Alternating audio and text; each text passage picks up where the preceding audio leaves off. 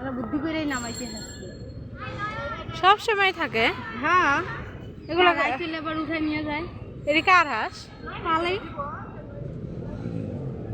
এখানকারই series না বকা দিব। আয়নের মা ছোট বাচ্চা পুকুরে এই জিগুলা বন্যা তো আমার বাইকেরে মেলা পড়ানোর চেষ্টা করছে ঘুইরায় আসে ঘুইরায় আসে ঘুইরায় আসে